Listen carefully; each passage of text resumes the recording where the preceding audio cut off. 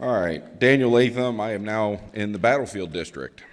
Well, this has been a fun month. We have seen our community collectively lose its mind chasing strawman arguments like we are in a Nebraska cornfield.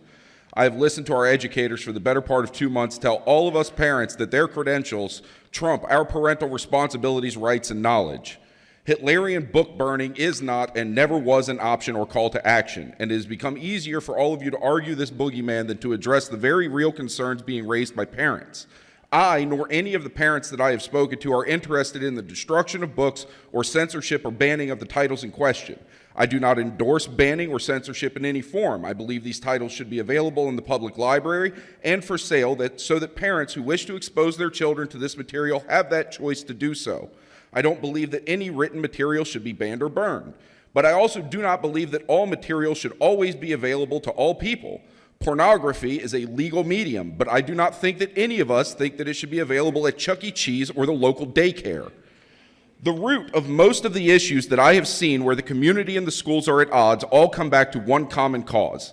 The more that a school system tries to enforce or teach a specific morality and value system to the children, the more issues you will have with parents.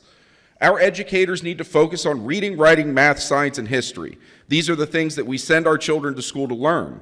I don't care what your values are. I don't care what you feel is right or wrong. I don't care what you think is moral or good. And I will not allow you to teach things to my children that I do not agree with, as I do not agree with most of your worldviews. Now, the great thing about this country is we don't have to agree. I don't have to condone your lifestyle. I don't have to think it's moral. You also don't have to agree with or think I have a moral worldview. The wonderful thing about freedom is that you get to live your life the way you see fit, and I get to do the same. What you do not get to do is teach my children that something that I view as immoral or wrong is right and good. What you do not get to do is contradict the moral and value system that I teach to my children. This is the issue that we are facing today.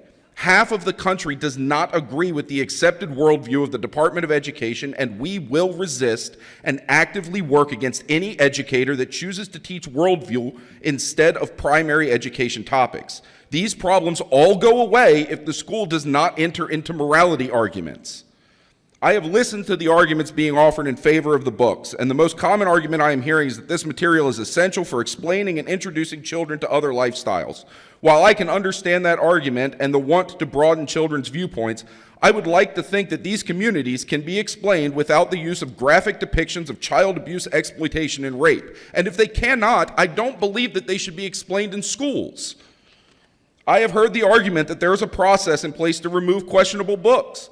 And this is also not the argument that's being made. The question is not how do we remove this graphic sexual material. The question is why is it there in the first place? How does it fall to the parents to individually vet the books in the school library and then go through the process to have them removed? The schools should not have let them there. They should have a process on the front end for taking books in and screening for material that is graphic or not age appropriate.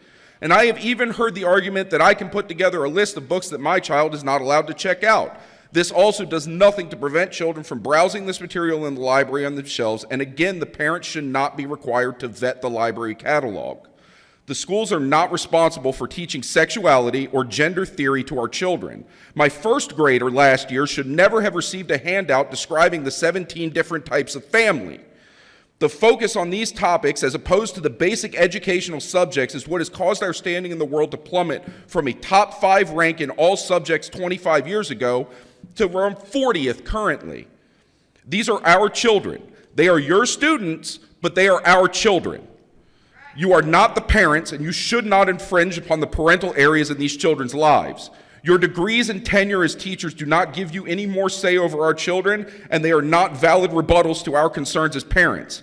We are the experts and are smarter than you. Didn't work for Terry McAuliffe, and it's not going to work for you guys. You will have to talk with us, and you will have to take our concerns into account, or this will only continue to escalate and build.